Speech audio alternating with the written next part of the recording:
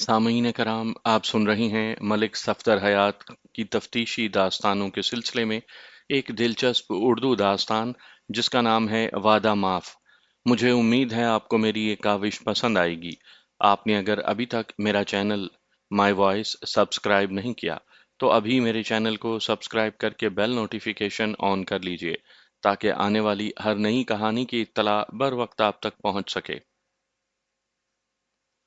जराइम की दुनिया बड़ी भयानक दुनिया है, लेकिन उसके किस्से पढ़ने वालों को बहुत दिलचस्प मालूम होते हैं।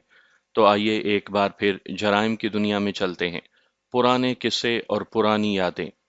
वो मौसम बहार के इब्तदाई दिन थे। रात के 11 बजे थाने से पैगाम मिला कि कत्ल की एक वारदात हो गई है और गश्त करने वाली पुलिस पार्टी ने कातिल को गिरफ्तार कर लिया है। मुझे याद है कि मैं बिस्तर पर लेट चुका था और नींद से पहले वाली खुशगवार कैफियत से मैं दो चार था। इस खबर से जी बहुत बुरा हुआ, लेकिन फर्ज की आवाज पर कान बंद नहीं किए जा सकते थे। मुजरिमों को थानेदार की सेहत और आराम की क्या परवाह। बहरहाल उठकर वर्दी पहनी, बीवी से जल्द आने का वादा किया और थाने पहुंच गया। जिस हवालदार ने मुलजिम को गिरफ्तार किया था वो बहुत खुश था। उसने मुझे बताया कि वो मामूल के मुताबिक गश्त पर था। उसके साथ एक सिपाही भी था। गली सुनसान थी और ज्यादातर घरों की बत्तियां बुझी हुई थीं। अचानक एक मकान के अंदर से दौड़ो पकड़ो की आवाजें बुलंद हुईं। साथ ही दौड़ने की आवाज भी सुनाई दी। हवालदार सिपाही के हमरा मकान के दरवाजे पर पहुंचा और सीटी बजाते हुए दरवाजा खटखटाया। उसके हाथ मारने से दरवाजा खुल गया। एक आदमी जो दौड़ता हुआ दरवाजे की तरफ आ रहा था, पुलिस को देखकर रुका और तेजी से अपना रास्ता तब्दील कर लिया। हवालदार उसके पीछे दौड़ा और उसे रुकने का हुक्म दिया। सहन में दरख्त उगे हुए थे। दौड़ने वाला दरख्तों की तारीकी में गायब हो गया और दूसरे ही लम्हे दीवार पर चढ़कर गली में कूद गया। हवालदार भारी जिस्म का आदमी था। उसके लिए दीवार फांदना मुश्किल था। वो वापस दरवाजे की तरफ दौड़ा और गली में पहुंचकर दौड़ने वाले को पहले वार्निंग दी, फिर फायर कर दिया। फायर का महरिक उस शख्स का शोर था जो मुलजिम का पहले से ताक़ुब कर रहा था। वो कह रहा था, ये कातिल है, इसे पकड़ो, इसने कत्ल कर दिया है, ये जाने ना पाए। गोली मुलजिम की रान में लगी और वो वहीं ढेर हो गया।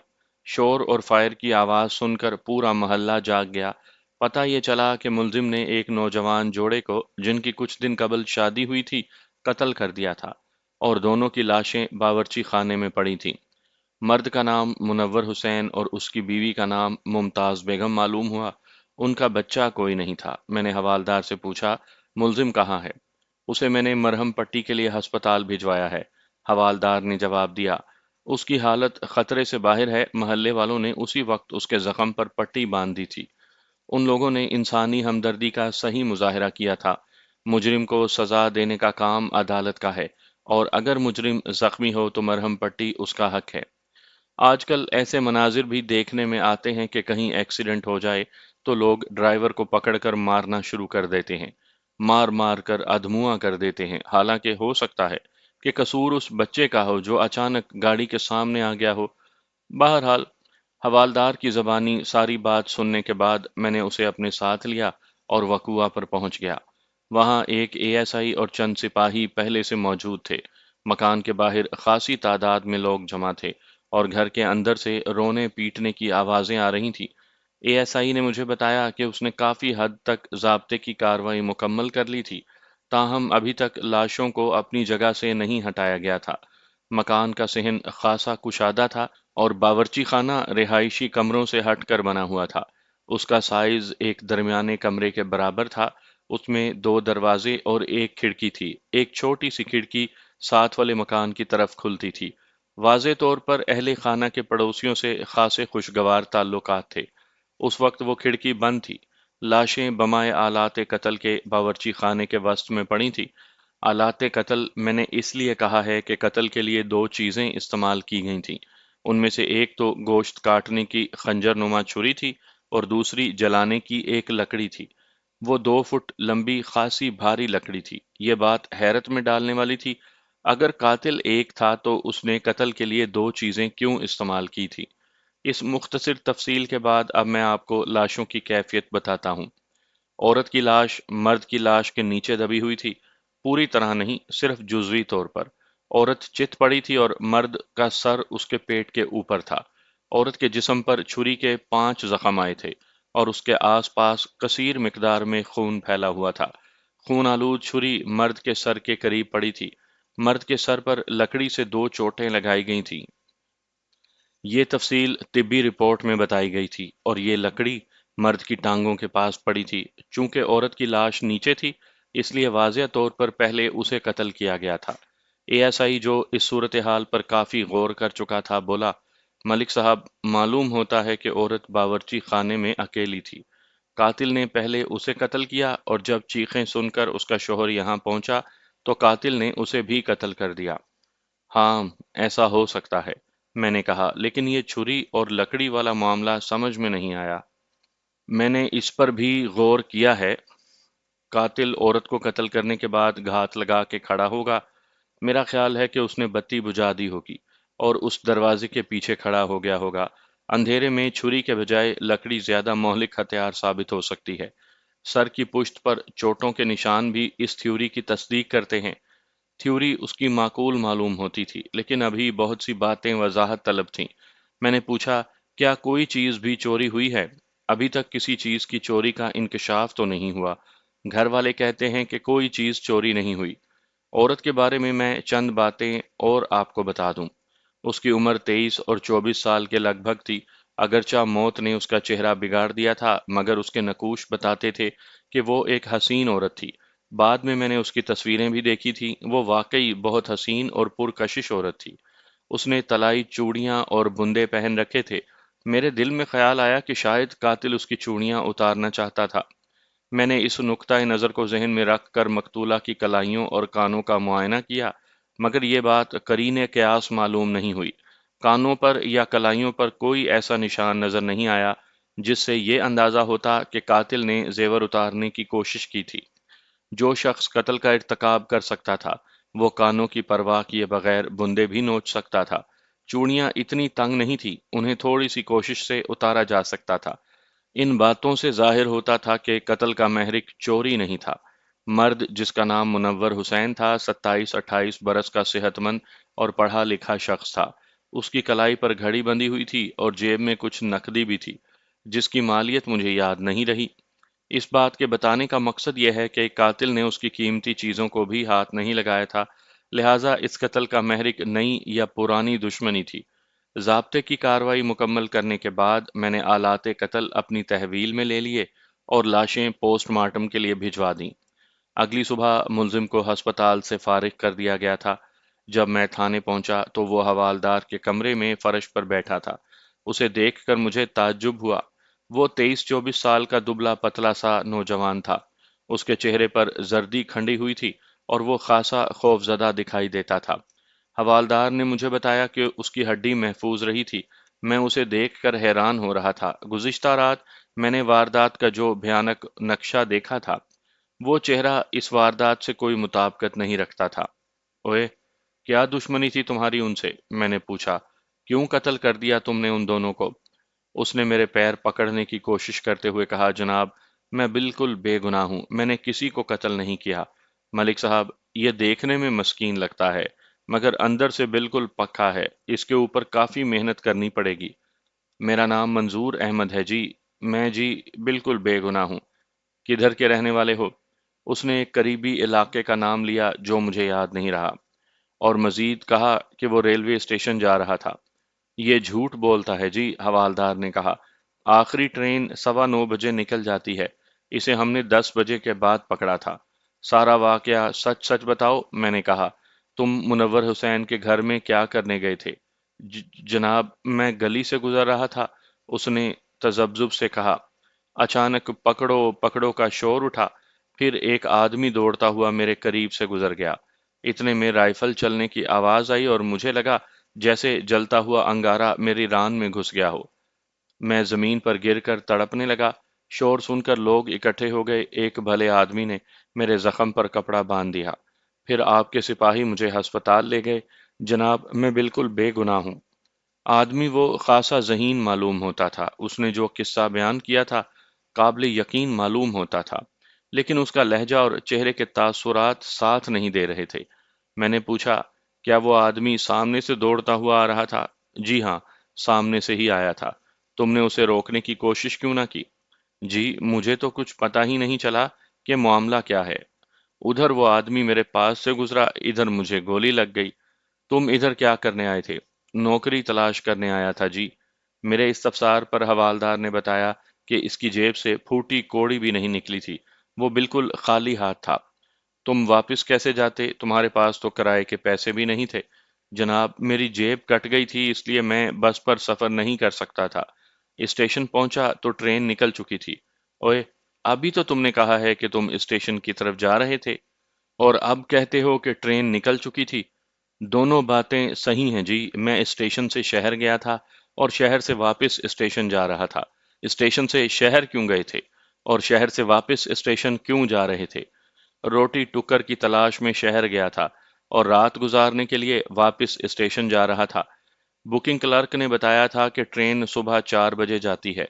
मैंने सोचा था कि प्लेटफॉर्म पर थोड़ी सी नींद पूरी कर लूंगा और सुबह की ट्रेन से वापस चला जाऊंगा। मगर ये आजमाइश भी किस्मत में लिखी थी। बातें वो बड़ी समझदारी की कर रहा था। मैंने पूछा, मगर ट्रेन पर तुम किस तरह सफर करते? जेब तो तुम्हारी खाली है। हजूर, ट्रेन पर तो आदमी बगैर टिकट के भी सफर कर सकता है। पकड़ा भी जाए तो टीटी बाबू की मिन्नत कर लेता है। जेब तुम्हारी कैसे कट गई थी? मैं उधर सिनेमा की लाइन में लगा हुआ था। टिकट के पैसे मेरे हाथ में थे, बाकी पैसे जेब में। रश बहुत था, बंदे पर बंदा चढ़ा हुआ था। मैं टिकट लेकर अंदर चला गया। हाफ टाइम में मैंने खाने खाने का इरादा किया। जेब में हाथ डाला तो अंदर कुछ भी नहीं था। कोई शैतान का बंदा जेब खाली कर गया था। फिल्म खत्म हुई तो मैंने स्टेशन की तरफ दौड़ लगाई। लेकिन अभी मैं स्टेशन से दूर ही था कि ट्रेन आई और रवाना हो गई। आपको तो पता ही होगा कि उस स्टेशन पर ट्रेन 1 मिनट भी नहीं ठहरती। उन दिनों वहां एक सफरी सिनेमा कंपनी आई हुई थी जो शामियाने लगाकर फिल्में दिखाती थी। मैंने मंजूर अहमद के बयान को चेक करने के लिए उससे पूछा कि फिल्म कौन सी लगी हुई है। पोस्ती, उसने जवाब दिया, और जवाब सही था। उसके पास हर बात का जवाब मौजूद था। सवाल ये पैदा होता था कि अगर वो कातिल था तो उसका महरिक क्या था। ना तो उसने कोई चीज चोरी की थी और ना ही उसके पास से कुछ बरामद हुआ था। रात को तुमने खाना कहाँ से खाया था? मैंने पूछा। अस्पताल से खाया था जी, उसने जवाब दिया। अगर मुझे मालूम होता कि खाना इतनी तकलीफ के बाद मिलेगा तो मैं भूखा ही सो जाता। उस गोली पर मेरा नाम लिखा था, सो लग गई। क्या मतलब? इतनी तकलीफ से खाना मिलेगा? जनाब, मैं तो भूखा ही वापस जा रहा था। गोली ना लगती तो रात भर भूखा ही रहना पड़ता। मेरे दिल में ख्याल आया, हो सकता है कि वो खाने की तलाश में बावर्ची खाने में घुसा हो और इत्तफाक से मकतूला मुमताज बेगम ने उसे देख लिया हो और शोर मचाने की कोशिश की हो और उसने घबरा कर उसे कत्ल कर दिया हो। लेकिन बात दिल को लगती नहीं थी। वो इतनी मामूली बात पर दो कत्ल नहीं कर सकता था। उसके लिए फरार का रास्ता खुला था। वो मुमताज बेगम को देखकर भाग सकता था या उसे अपनी मजबूरी बता सकता था। उधर हवालदार को पूरा यकीन था कि उसने जिस शख्स को भागते देखा था वो मंजूर ही था। अगरचे उसने उसकी शक्ल नहीं देखी थी, मगर हुलिया और कद काठ हू बहू वैसा ही था। अगर हवालदार का कयास सही था तो फिर मुलजिम मंजूर अहमद निहायत जीरक और होशियार शख्स था। उसने बड़े गौर व फिक्र के बाद कत्ल का मंसूबा बनाया था। फिल्म देखना, जेब कट जाने का बहाना, ट्रेन निकल जाने का बहाना और खाने की तलाश का बहाना, सब कुछ उसके मंसूबे का हिस्सा हो सकता था। बज़ाहिर वो कमज़ोर लगता था, ताहम दुबले आदमी की ताकत का अंदाज़ा अमूमन गलत निकलता है। उसके कमज़ोर नज़र आने की एक वजह यह भी थी कि ज़ख्मी होने की वजह से उसका काफ़ी खून बह गया था। मैंने बनज़र गायर उसके लिबास और जिस्म का जायज़ा लिया। उसकी आस्तीनों पर और लिबास के ऊपरी हिस्से पर खून के धब्बे मौजूद नहीं थे। शलवार पर और कमीज के दामन पर जो खून के धब्बे मौजूद थे, वो उसके अपने खून के धब्बे मालूम होते थे। उसकी दाहिनी हथेली पर मुझे रगड़ का निशान दिखाई दिया। मेरे इस्तफसार पर उसने जवाब दिया, जनाब, ये रगड़ गिरने की वजह से आई थी, लेकिन वो रगड़ छुरी या खुरदरी लकड़ी के इस्तेमाल की वजह से भी आ सकती थी। उस पर मेहनत करने से पहले ये मालूम करना ज़रूरी था कि वो कौन था और उसका मकतूलीन से कोई पुराना ताल्लुक था या नहीं। नेज़ अभी कत्ल के महरिक का अंदाज़ा भी नहीं हो सका था। अचानक मुझे एक बात याद आई। मैंने हवालदार से पूछा, रात को जो शख्स पकड़ो पकड़ो का शोर मचा रहा था और इसके पीछे भाग रहा था, वो कहाँ है? हवालदार मेरी बात सुनकर चौंका, बोला, اس آدمی کا تو کچھ پتہ ہی نہیں چلا، بالکل غائب ہی ہو گیا۔ ممکن ہے کہ گواہی دینے سے گھبرا گیا ہو، میں نے کہا۔ لیکن ملک صاحب، وہ تو گھر کا آدمی تھا، اس مکان کے اندر تھا، دوبارہ اس کی آواز ہی نہیں سنی۔ اسے دوڑتے ہوئے دیکھا بھی تھا، لیکن پھر میں اس کے پیچھے لگ گیا اور اس کا خیال میرے ذہن سے محو ہو گیا۔ وہاں بہت سے لوگ اکٹھے ہو گئے تھے، وہ بھی ان میں شامل ہوگا، لیکن وہ آگے نہیں آیا۔ آپ کا خیال ٹھیک ہی معلوم ہوتا ہے، وہ گواہی دینے سے گھبراتا ہوگا۔ اس شخص کو تلاش کرنا بہت ضروری ہے، میرا خیال ہے کہ وہ اس واردات کا واحد عینی گواہ ہے۔ منظور احمد، جو بڑے غور سے ہماری گفتگو سن رہا تھا، اچانک بول پڑا، اصل قاتل وہی ہوگا جناب۔ وہی کون؟ حوالدار نے سخت لہجے میں پوچھا۔ تمہیں کیا پتا کہ ہم کس آدمی کی بات کر رہے ہیں؟ معافی چاہتا ہوں جی، اس نے جلدی سے کہا، میں نے تو یوں ہی ایک اندازہ لگایا تھا۔ اس کی بات میں معقولیت تھی، گھر کا ایک آدمی پکڑو پکڑو کا شور مچاتا ہے، لیکن پھر گواہی کے لیے آگے نہیں آتا۔ کیوں؟ کیا وہ خود ہی قاتل تھا اور اس نے اس نوجوان کو قربانی کا بکرا بنانے کی کوشش کی تھی؟ میں نے فوراً تانگا منگوایا اور ملزم منظور احمد کو ساتھ لے کر مقتول منور حسین کے گھر پہنچ گیا۔ وہاں بڑی تعداد میں مرد و زن تعزیت کے لیے آئے ہوئے تھے۔ میری آمد کی خبر سن کر مقتول کا بوڑھا باپ اکبر حسین باہر آیا اور مجھے ایک الگ کمرے میں لے گیا۔ ملزم کو میں نے اے ایس آئی کی تحویل میں دے دیا تھا اور انہیں تانگے میں انتظار کے لیے کہا تھا۔ تھانے دار صاحب، اس وقت ہمارا گھر ماتم کدا بنا ہوا ہے۔ اکبر حسین نے گلوگیر آواز میں کہا، ہمارے ہوش ٹھکانے نہیں ہیں۔ اگر آپ تفتیش کرنے آئے ہیں تو 2-4 روز کے بعد آ جائیں۔ اس وقت ہم آپ کی کوئی مدد نہیں کر سکتے۔ جو ہونا تھا وہ تو ہو چکا۔ آپ بالکل بجا فرماتے ہیں، میں نے کہا۔ جوان بیٹے کا صدمہ واقعی بہت بھاری ہوتا ہے۔ اللہ آپ کو صبر جمیل عطا کرے۔ میں تفتیش وغیرہ کرنے نہیں آیا۔ یہ تو آپ کو پتہ ہی ہے کہ رات ہم نے ایک آدمی کو جو آپ کے مکان سے نکل کر بھاگ رہا تھا، گرفتار کیا تھا۔ وہ اپنا نام منظور احمد بتاتا ہے اور صحت جرم سے انکاری ہے۔ اس کا کہنا ہے کہ وہ گلی سے گزر رہا تھا کہ اس کو گولی لگ گئی اور سپاہی اسے گرفتار کر کے لے گیا۔ میں اسے شناخت کے لیے یہاں لایا ہوں۔ ہو سکتا ہے کہ گھر کے کسی فرد نے اسے بھاگتے ہوئے دیکھا ہو۔ اگر آپ اجازت دیں تو میں اسے اندر بلا لوں۔ وہ باہر تانگے میں بیٹھا ہوا ہے۔ اس نے گہرا سانس لیا، بولا، بلوا لیں۔ ویسے امید نہیں کہ گھر کا کوئی فرد اسے پہچان سکے۔ جب یہ واقعہ پیش آیا تو اس وقت ہم لوگ سو رہے تھے۔ میں نے دروازے میں جا کر اے ایس آئی کو آواز دی اور کہا کہ منظور کو اندر لے آئے۔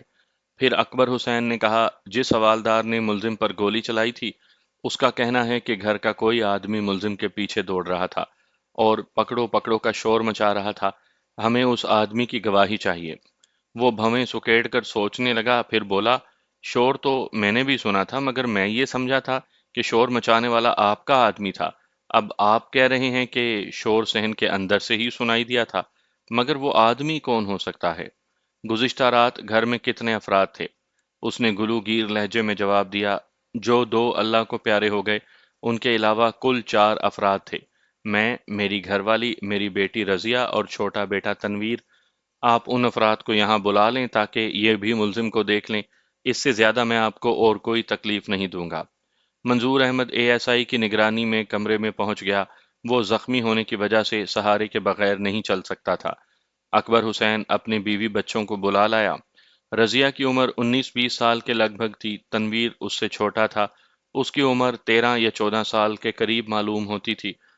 ان سب نے اجنبی نظروں سے منظور احمد کو دیکھا۔ اکبر حسین کی معمر بیوی، جس کی نظر کمزور تھی، دیر تک منظور احمد کو گھورتی رہی۔ پتہ نہیں یہ تھا یا کوئی اور تھا۔ اس نے کہا، کل 11-12 بجے ایک آدمی ممتاز سے ملنے تو آیا تھا۔ اس وقت میرے اور دلہن کے سوا گھر میں اور کوئی نہیں تھا۔ سب اپنے اپنے کاموں پر گئے ہوئے تھے۔ میں نے دیکھا، منظور احمد فرش پر بیٹھ گیا تھا اور اس نے سر نیچے کر لیا تھا۔ کیا دلہن نے بتایا نہیں کہ ملنے والا کون تھا؟ اس نے کہا تھا کہ وہ منور کا کوئی دوست تھا۔ باقی افراد نے بھی منظور احمد کو نہیں پہچانا۔ میں نے ان سب کو مخاطب کر کے کہا، کل رات واردات کے فوراً بعد کسی آدمی نے پکڑو پکڑو کا شور مچایا تھا۔ اس آدمی کا پتہ نہیں چل رہا کہ وہ کون تھا۔ آپ میں سے تو کسی نے اس آدمی کو نہیں دیکھا۔ میں نے محسوس کیا کہ تنویر کچھ کہنا چاہ رہا تھا لیکن جھجک محسوس کر رہا تھا۔ ہاں بیٹے، میں نے اس کی حوصلہ افزائی کی۔ تم شاید کچھ کہنا چاہتے ہو۔ मैंने एक आदमी को साथ वाले घर में कूदते देखा था। तनवीर ने कहा, शायद वो गोली चलने की आवाज सुनकर घबरा गया था। पता नहीं वो कौन था। कुछ औरतें दरवाजे में खड़ी अंदर देख रही थीं। उनकी नजरों का मरकज मुलजिम मंजूर अहमद था। अचानक एक औरत की हैरत में डूबी हुई आवाज सुनाई दी। हाय मैं मर जाऊं। उसने कहा, ये तो अपना मंजूर है। वो अंदर आ गई और मुलजिम को घूरने लगी। वे मंजूरे, ये तेरे हाथ में हथकड़ी, तू इधर कैसे? वो अधेड़ उम्र की एक खुशहाल औरत नजर आती थी। मैंने उससे पूछा, बीबी क्या आप इसको जानती हैं? लो, जानती कैसे नहीं, ये तो हमारे हाथों में जन्मा पलिया है। मेरे सवालात के जवाब में उसने बताया कि वो मकतूला मुमताज की मुमानी थी और उसका नाम जोहरा बीबी था। मुल्जिम मंजूर उनके कस्बे का रहने वाला था और मुमताज का पड़ोसी था। खाला, मैं बेगुनाह हूँ। मंजूर ने जोहरा बीबी के पैर पकड़ लिए। मुझे बचा लो, मैंने किसी को कत्ल नहीं किया। तुम्हें तो पता ही है कि मैं मुमताज को अपनी बहनों की तरह समझता था। उसकी इज्जत करता था। मैंने उसे हाथ भी नहीं लगाया। मैंने उसे एएसआई के हमरा बाहर भेज दिया और तनवीर से पूछा, बेटे जिस आदमी को तुमने साथ वाले मकान में कूदते देखा था, उसका कद काठ कैसा था? उस बच्चे के लिए इस सवाल का जवाब देना आसान नहीं था। उसने कहा, कोई बड़ा सा आदमी था। वो बड़े आराम से दीवार पर चढ़ा और दूसरी तरफ गायब हो गया। उसके बाप ने कहा, तुमने मुझे क्यों नहीं बताया? लड़का कुछ नहीं बोला। मैंने अकबर हुसैन से पूछा कि जिस मकान में आदमी कूदा था उसमें कौन रहता है? उसमें कोई नए लोग आए हैं, पता नहीं किराएदार हैं या उन्होंने मकान खरीद लिया है। मर्द का नाम शब्बीर अली है। बड़ा छोटा सा कुनबा है। घर में सिर्फ दो औरतें हैं, एक शब्बीर अली की माँ है और दूसरी शायद उसकी बीवी है। बीवी नहीं, बहन है, रजिया ने कहा। पहले हम भी उसे बीवी ही समझे थे। शबीर अली की अभी शादी नहीं हुई। ये शब्बीर अली आदमी कैसा है? मैंने पूछा। हमारा उससे अभी कोई खास वास्ता नहीं पड़ा। देखने में तो अच्छा ही लगता है। हमारे साथ उसकी कभी कोई ऊंच नीच नहीं हुई। अंदर का हाल अल्लाह ही बेहतर जाने। और काम क्या करता है? मुझे यह भी मालूम नहीं है। अकबर साहब, एक बात और पूछना चाहता हूँ। आपकी या आपके बेटे की किसी से दुश्मनी तो नहीं थी? उसने नफी में सर हिलाया, बोला, हमारी किसी से कोई दुश्मनी नहीं, ना ही हमें किसी पर शुबा है। हो सकता है कि आपकी बहू कोई दुश्मनी साथ लाई हो। मैंने ख्याल जाहिर किया। इस सिलसिले में आपकी क्या राय है? हमें अपने बहू से कोई शिकायत नहीं थी, अकबर हुसैन की बीवी ने कहा। बड़ी सुगढ़ और शरीफ लड़की थी। उसने कभी किसी दुश्मनी की बात भी नहीं की थी। मैंने इस वक्त ज्यादा सवालात करना मुनासिब नहीं समझे और वापस आ गया। उसके बाद मैं मखदूल मुनव्वर हुसैन के चंद दोस्तों से मिला। मुनव्वर हुसैन एक सरकारी महकमे में काम करता था। उसकी उम्र 28 साल के करीब थी। उसके दोस्तों ने बताया कि मुनव्वर दलेर और गैरतमंद आदमी था। उसने कभी किसी के साथ बुराई नहीं की थी। ताहम वो अपनी इज्जत के मामले में बहुत हसास था। बेइज्जती या गाली बर्दाश्त नहीं कर सकता था। इस दौरान मैंने मुनव्वर हुसैन के चंद पड़ोसियों से भी बात की। सब ने वही बातें बताईं जो मैं पहले सुन चुका था। लेकिन जब मैंने शब्बीर अली का दरवाजा खटखटाया तो अंदर से कोई मर्द बाहर नहीं आया। दस्तक के जवाब में एक सेहतमंद और खुश शक्ल औरत ने दरवाजा खोला। उसकी उम्र 25 और 30 साल के दरमियान थी। उसके लबो लहजे से अंदाजा होता था कि वो पढ़ी लिखी नहीं थी। उसका नाम बाद में फातिमा मालूम हुआ। उसने मेरे इस्तफसार पर कहा, शब्बीरा घर पर नहीं है जी। आप 2-4 दिन में आकर पता करें। क्या वो शहर से बाहर गया हुआ है? शहर से बाहर ना गया होता तो मैं आपको 2-4 दिन के बाद आने को क्यों कहती? मैंने पूछा, उसे गए हुए कितने दिन हुए हैं? वो जी परसों गया था। बीबी, तुम्हारे पड़ोसियों ने बताया है कि कल रात एक आदमी दरमियानी दीवार फांदकर तुम्हारे घर में घुसा था। तुमने किसी को देखा तो नहीं? हमने किसी को नहीं देखा जी। हमारे घर में किसी को घुसने की क्या जरूरत थी? हम ऐसे चक्करों में नहीं पड़ते। तुम्हारा भाई काम क्या करता है? गल्ले का कारोबार करता है, उसने जवाब दिया। मगर आप इतनी लंबी चौड़ी बातें क्यों पूछ रही हैं? तुम्हारे पड़ोस में एक मियाँ बीवी कत्ल हो गए हैं। मैं उनके कत्ल की तफ्तीश कर रहा हूँ। तो फिर हम क्या करें? हमने उनको कत्ल किया है? बीबी, पूछना तो पड़ता है। मैंने सुना है कि तुम लोग यहाँ नए आए हो। इससे पहले कहाँ रहते थे? ओ जाओ जी, अपना काम करो, मेरे पास और भी बहुत सारे काम हैं। वो बिगड़ कर बोली। आप किसी और का दरवाजा खटखटाओ। अकेली औरत देखकर पीछा ही नहीं छोड़ रहे। बात खत्म करते ही उसने दरवाजा बंद कर दिया। मैंने आसपास के लोगों से शब्बीर अली के बारे में पूछ गुछ की, मगर कुछ मालूम ना हो सका। وہ شخص وہاں نیا آیا تھا اور بہت کم گھر سے باہر نکلتا تھا۔ محلے میں کسی سے اس کا میل جول نہیں تھا۔ چند لوگوں نے کہا کہ وہ شکل و صورت سے اچھا آدمی نہیں لگتا۔ میں نے ایک اے ایس آئی کو اس شخص کی چھان بین پر مامور کر دیا اور ایک حوالدار کو منظور احمد کے قصبے روانہ کر دیا۔ یہ بات جاننے کے بعد کہ منظور احمد مقتولہ ممتاز کا پڑوسی تھا، میرے ذہن میں اس کی پوزیشن خاصی مشکوک ہو گئی تھی۔ واضح طور پر وہ بہت کچھ چھپا رہا تھا۔ شام کے وقت منظور کا باپ دو رشتہ داروں کے ہمراہ تھانے پہنچ گیا۔ وہ بوڑھا آدمی تھا اور اس کا نام چراغ دین تھا۔ ملک صاحب، میں اپنے بیٹے کو بڑی اچھی طرح جانتا ہوں۔ یہ کارروائی اس نے نہیں کی، ہمارا پورا محلہ اس کی شرافت کی گواہی دے سکتا ہے۔ میں ضمانتی ساتھ لے کر آیا ہوں، آپ کی بڑی مہربانی ہوگی، میرے بیٹے کو رہا کر دیں۔ اس کی ماں اور بہنوں کی حالت بہت خراب ہے۔ جب سے اس کے زخمی ہونے کی خبر ملی ہے، تب سے اس کی ماں نے کچھ نہیں کھایا۔ چراغ دین، تمہارا بیٹا موقع سے فرار ہوتے ہوئے گرفتار کیا گیا ہے، میں نے کہا۔ دوسری بات یہ ہے کہ اس نے بہت ہی غلط بیانی سے کام لیا ہے۔ جب تک ہماری تفتیش مکمل نہیں ہو جاتی، ہم اسے چھوڑ نہیں سکتے۔ ہر باپ اپنے بیٹے کو شریف اور بے گناہ سمجھتا ہے۔ جناب، آپ اس سے میرے سامنے پوچھ گچھ کریں، میرے سامنے وہ کوئی بات نہیں چھپا سکتا۔ مجھے خیال آیا ہو سکتا ہے کہ منظور اکیلا نہ ہو۔ کوئی عجب نہیں کہ جس شخص کو تنویر نے دیوار پھاندتے دیکھا تھا وہ منظور کا ساتھی ہو اور اصل کام اسی نے کیا ہو۔ چراغ دین، تمہارے بیٹے سے تو میں بعد میں سوال و جواب کروں گا۔ پہلے تم یہ بتاؤ کہ منظور کے ساتھ جو شخص یہاں آیا تھا اس کا نام کیا ہے؟ اس نے لمحہ بھر کے لیے سوچا، پھر بولا، سچ پوچھیں تو مجھے اس کے کاموں کا زیادہ علم نہیں ہے۔ یہ آج کل نوکری کی تلاش میں مارا مارا پھرتا ہے، مجھے نہیں پتا یہ اکیلا ادھر آیا تھا یا اس کے ساتھ کوئی تھا بھی۔ اگر اس کے ساتھ کوئی تھا تو اس کا پتہ چل جائے گا، یہ بات چھپی ہوئی نہیں رہ سکتی۔ میں نے ایک اور اندازہ لگایا اور اس سے پوچھا، میں نے سنا ہے کہ تم لوگوں نے منظور کے لیے ممتاز کا رشتہ مانگا تھا۔ اس نے قدرے تامل کرتے ہوئے کہا، آپ نے سچ سنا ہے، رشتہ ہم نے ضرور مانگا تھا، مگر کوئی ہیر رانجھے والا معاملہ نہیں تھا۔ گھر والی کو لڑکی پسند تھی، وہی ایک دفعہ رشتہ مانگنے گئی تھی۔ لڑکی کی ماں نے کہا کہ وہ لوگ کسی کو زبان دے چکے ہیں، اس لیے ہم دوبارہ نہیں گئے۔ ویسے ہمارے ان لوگوں سے بڑے اچھے تعلقات ہیں، کوئی ایسی ویسی بات نہیں ہے۔ میں نے اسے باہر بھیج دیا اور منظور کو اپنے کمرے میں بلایا۔ وہ ایک سپاہی کے سہارے چلتا ہوا کمرے میں آیا اور کرسی کے ساتھ ٹیک لگا کر کھڑا ہو گیا۔ میں نے دیکھا زخم کی وجہ سے اس کا پیر سوج گیا تھا اور چہرے پر ہوائیاں اڑ رہی تھیں۔ جناب، اگر اجازت ہو تو نیچے بیٹھ جاؤں؟ اس نے کہا۔ کھڑے ہونے سے ٹانگ میں تکلیف ہوتی ہے۔ دیکھنے میں وہ بہت سیدھا نظر آتا تھا۔ میں نے اسے کرسی پر بیٹھنے کی اجازت دے دی۔ وہ جھجکتا ہوا کرسی پر بیٹھ گیا۔ منظور احمد، تمہارا باپ باہر آیا بیٹھا ہے، میں نے کہا۔ اس کی زبانی مجھے ساری باتیں معلوم ہو گئی ہیں۔ سب سے پہلے تم مجھے یہ بتاؤ کہ تمہارے ساتھی کا کیا نام ہے اور اس کا ٹھکانہ کہاں ہے؟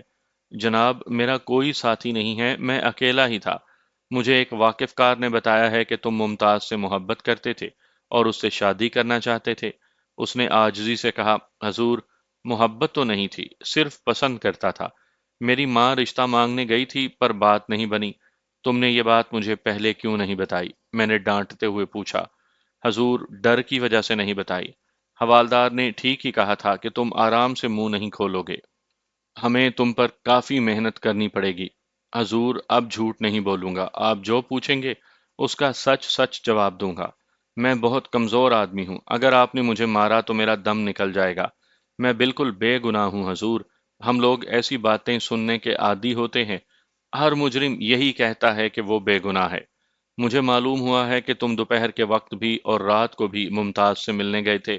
میں تفصیل سے ساری بات جاننا چاہتا ہوں، اور یاد رکھو، میں جھوٹ بولنے والوں سے نرمی نہیں کیا کرتا۔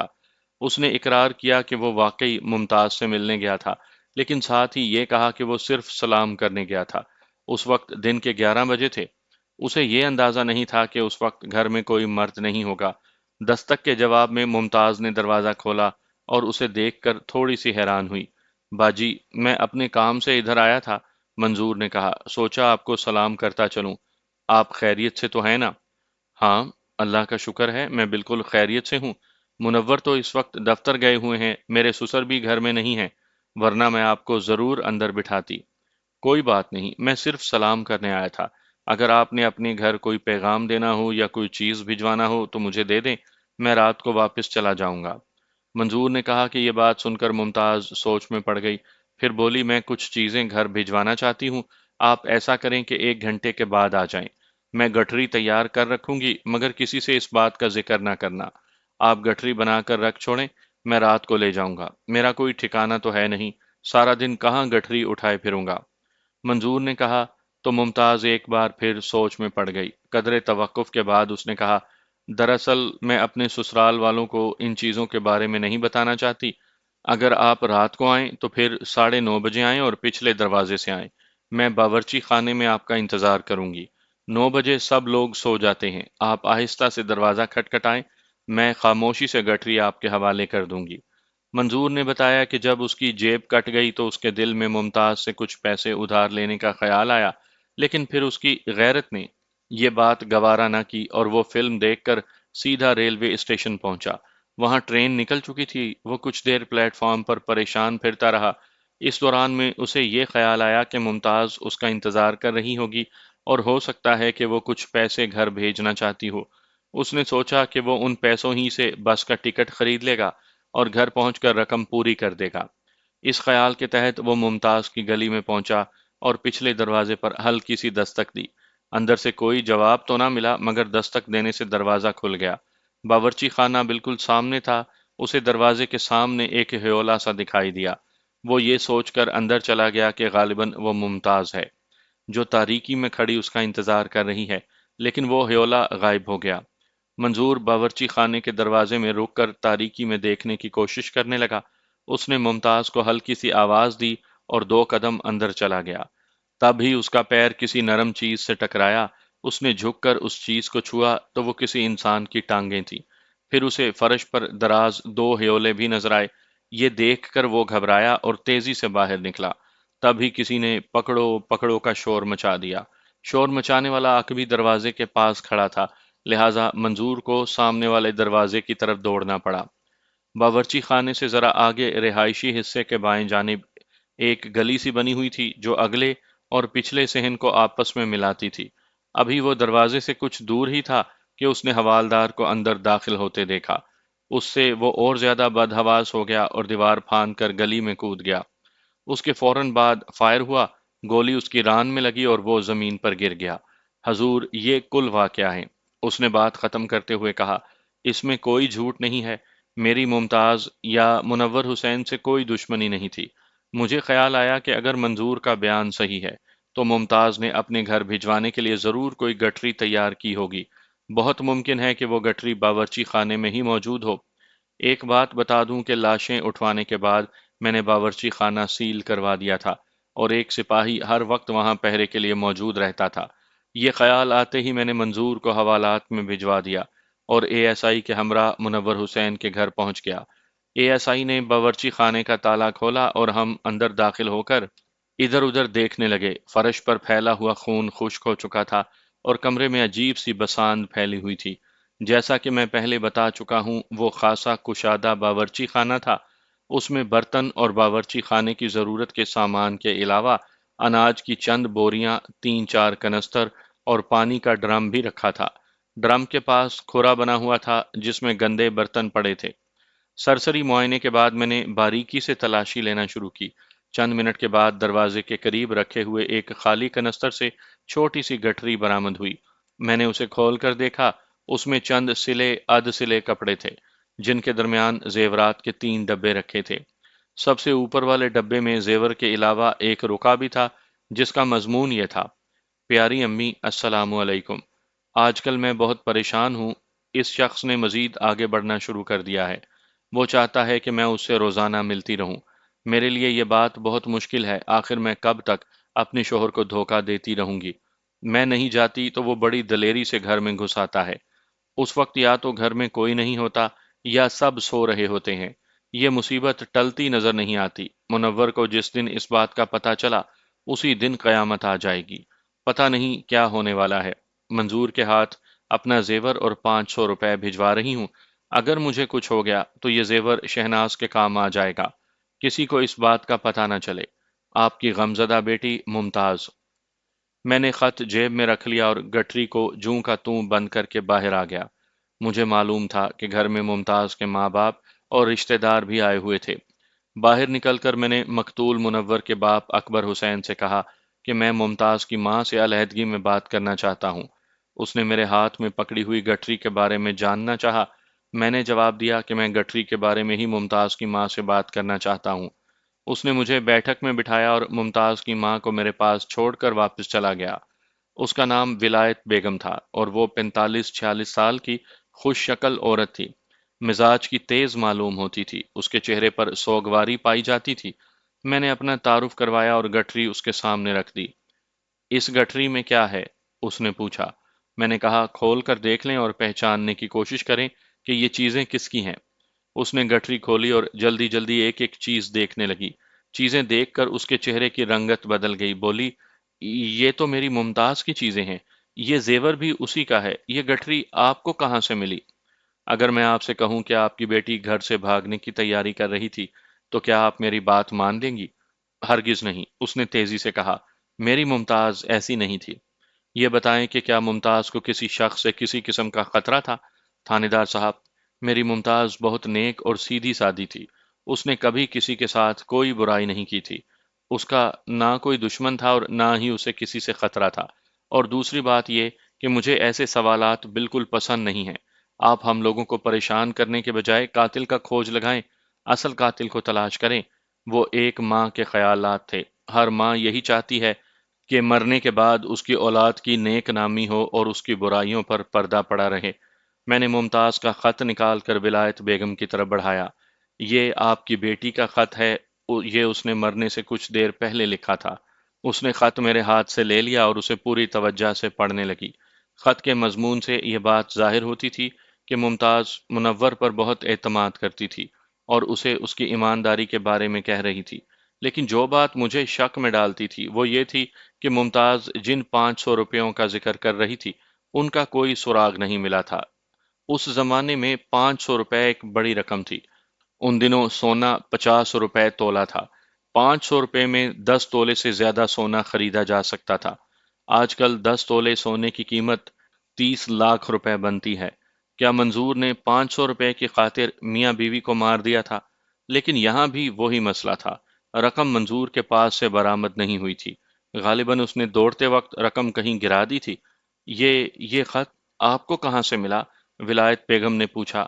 یہ خط اس گٹھری میں تھا اور یہ گٹھری باورچی خانے میں ایک کنستر سے برآمد ہوئی ہے، میں نے کہا۔ اس خط سے آپ کو اندازہ ہو گیا ہوگا کہ آپ کی بیٹی کسی خطرے میں گھری ہوئی تھی اور اسی خطرے کی وجہ سے اپنے شوہر سے دھوکہ کر رہی تھی۔ آپ مجھے اس شخص کا نام بتائیں جس کا اس خط میں ذکر کیا گیا ہے۔ مجھے ایسی کوئی بات معلوم نہیں ہے ولایت بیگم۔ اگر آپ میرے ساتھ تعاون نہیں کریں گی تو میں آپ کی بیٹی کے قاتل کو قانون کے حوالے نہیں کر سکوں گا۔ تھانے دار صاحب، قاتل گرفتار ہو یا نہ ہو، میں نہیں چاہتی کہ موت کے بعد میری بیٹی کی نیک نامی پر کوئی حرف آئے۔ اس نے خط طے کر کے اپنے پاس رکھ لیا۔ اور اس وجہ سے آپ مجھے اس شخص کا نام بتانے پر تیار نہیں جس کا آپ کی بیٹی نے اس خط میں ذکر کیا ہے۔ اس دنیا میں شیطانوں کی کوئی کمی نہیں ہے، لیکن میں آپ سے صاف کہتی ہوں کہ مجھے اس شخص کا نام معلوم نہیں ہے۔ میں آپ سے ایک گزارش یہ کرنا چاہتی ہوں کہ آپ اس خط کا کہیں ذکر نہ کریں۔ آپ کی بڑی مہربانی ہوگی۔ میں نے اس کی بات کو نظر انداز کرتے ہوئے پوچھا، منظور کے بارے میں آپ کی کیا رائے ہے؟ میں نے سنا ہے کہ اس کی ماں نے اس کے لیے ممتاز کا رشتہ مانگا تھا۔ میں نے منظور میں آج تک کوئی برائی نہیں دیکھی۔ ہمارے ساتھ اس کا رویہ ہمیشہ اچھا رہا۔ رشتے تو کئی لڑکوں کے آئے تھے، منظور کا رشتہ بھی آیا تھا، لیکن ہمارے انکار سے کسی کے دل میں کوئی رنجش نہیں تھی۔ پھر انسان تو انسان ہی ہوتا ہے، اس کے دل میں کسی وقت بھی برائی آ سکتی ہے۔ اگر منظور نے کوئی برائی کی ہے تو اس کا پتہ چلانا آپ کا کام ہے۔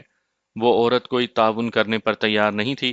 میں اس کے ساتھ سخت رویہ اختیار نہیں کر سکتا تھا، لہٰذا میں نے گٹھری اس کے حوالے کی اور وہاں سے رخصت ہو گیا۔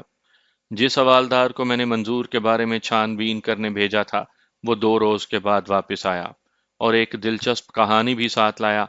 یہ کہانی اسے منظور اور ممتاز کے 1.5-2 درجن محلے داروں کی زبانی معلوم ہوئی۔ اس کہانی کو میں اپنے الفاظ میں آپ کے سامنے پیش کرتا ہوں۔ یہ اپنی جگہ پر ایک الگ اور مکمل کہانی ہے، لیکن یہاں یہ کہانی دوہرے قتل کی تفتیش کے درمیان میں پھنس گئی ہے، ورنہ یہ کبھی منظر عام پر نہ آتی۔ حوالدار نے بتایا کہ کچھ عرصہ قبل ممتاز کے قصبے میں رفیق عرف فیقے کے نام کا موچی بہت مشہور ہوا تھا۔ اس نے مذکورہ قصبے میں ڈکیتی کی کئی پے در پے وارداتوں سے زبردست خوف و ہراس پھیلایا ہوا تھا۔ اس کے گروہ میں کل 3 یا 4 آدمی تھے۔ اصل منصوبہ بندی فیقہ موچی کرتا تھا۔ یہ شخص اتنی ذہانت اور چابک دستی سے واردات کرتا تھا کہ سارے حفاظتی انتظامات دھرے رہ جاتے۔ یہ صرف دولت مندوں کو لوٹتا تھا، اور اس کی وارداتوں کا نمایاں پہلو یہ تھا کہ اس نے نہ تو کبھی کسی آدمی کو قتل کیا تھا اور نہ ہی کسی کو زخمی۔ واردات یہ ہمیشہ اسلحے کے ساتھ کرتا تھا، مگر منصوبہ بندی ایسی زبردست کرتا تھا کہ گولی چلانے کی نوبت نہیں آتی تھی۔ پولیس ایک بار بھی اس پر ہاتھ ڈالنے میں کامیاب نہیں ہوئی تھی۔ واردات کے بعد یہ ایسے غائب ہو جاتا تھا کہ جیسے دھواں ہوا میں تحلیل ہو جاتا ہے۔ پولیس کے پاس نہ تو اس کا کوئی ریکارڈ تھا اور نہ ہی انہیں اس کا حلیہ معلوم تھا۔ واردات کے دوران یہ نقلی داڑھی مونچھیں استعمال کرتا تھا اور انہیں ایسے بے ڈھنگے پن سے لگاتا تھا کہ ان کا نقلی ہونا دور سے نظر آ جاتا تھا۔ اکثر لوگوں نے یہ خیال ظاہر کیا کہ وہ نقلی داڑھی مونچھیں بطور نقاب کے استعمال کرتا تھا، اور دوسرا مقصد اس کا غالباً اپنی دہشت پھیلانا تھا۔ لوگوں کا خیال تھا کہ غالباً اس کی شکل اتنی خوفناک نہیں تھی جتنی ایک ڈاکو کی ہونی چاہیے۔ ایک رات فیقہ موچی اپنے 2 ساتھیوں کے ہمراہ ممتاز کے گھر میں ڈکیتی کی نیت سے گھس آیا۔ اس وقت تقریباً گھر میں 7 افراد تھے، جن میں 4 عورتیں، ایک بچہ اور 2 مرد تھے۔ فیقے نے ان سب افراد کو ایک کمرے میں اکٹھا کر لیا اور خود ان کی نگرانی کرنے لگا۔ اس کے ہاتھ میں رائفل تھی اور ہولسٹر میں ریوالور لگا ہوا تھا۔ اس کے 2 ساتھی اطمینان کے ساتھ قیمتی سامان اکٹھا کرنے لگے۔ ممتاز کے باپ بہادر علی نے بعد میں پولیس کو بتایا کہ فیقے موچی کے چہرے پر کسی قسم کی گھبراہٹ یا عجلت نہیں پائی جاتی تھی۔ یوں معلوم ہوتا تھا جیسے وہ اپنے گھر میں ہو۔ ہم آپ لوگوں کو کوئی تکلیف نہیں پہنچانا چاہتے، اس نے شستہ لہجے میں کہا۔ صرف تھوڑا سا مال لینے آئے ہیں اور مال لے کر واپس چلے جائیں گے۔ کسی کو ڈرنے کی ضرورت نہیں۔ ہم بھی آپ جیسے انسان ہیں، جن کو نیند آ رہی ہو وہ بے شک لیٹ جائیں۔ ہم بندوں کے ساتھ صرف اسی وقت چھیڑ چھاڑ کرتے ہیں جب وہ ہمارے کام میں رکاوٹ ڈالنے کی کوشش کرتے ہیں۔ عورتوں نے سروں پر چادریں ڈال رکھی تھیں اور اپنے چہرے چھپائے ہوئے تھے۔ جب انہوں نے دیکھا کہ ڈاکو نرم لب و لہجے میں بات کر رہا ہے تو انہوں نے پردے میں رہتے ہوئے اس کی طرف دیکھنا شروع کیا۔ فیقے موچی نے قدرے توقف کے بعد کہا، چک غربی میں ہمیں صرف اس وجہ سے ایک پورے خاندان کو قتل کرنا پڑا تھا کہ انہیں اپنی جان سے زیادہ مال پیارا تھا۔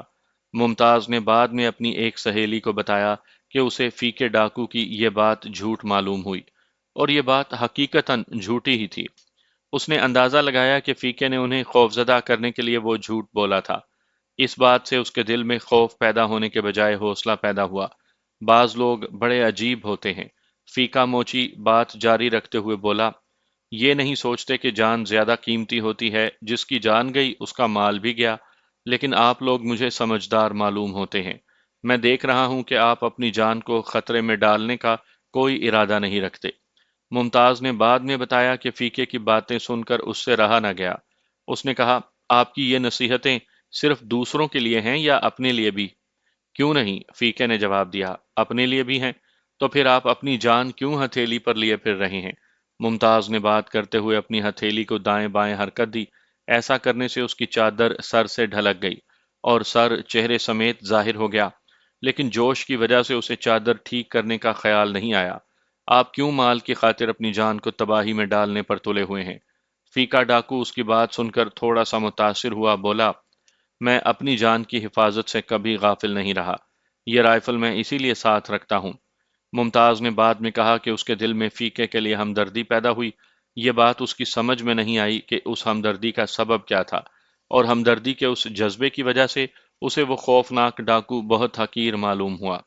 اس نے غصے سے کہا، رفیق احمد، تم جھوٹ بولتے ہو، لوگوں سے نہیں، اپنے آپ سے جھوٹ بولتے ہو۔ تم اچھی طرح جانتے ہو کہ ایسا کام کرنے والوں کا انجام برا ہوتا ہے۔ تمہیں کیا پتا کہ کب کسی بندوق سے نکلی ہوئی گولی تمہارا سینہ چھلنی کر ڈالے گی۔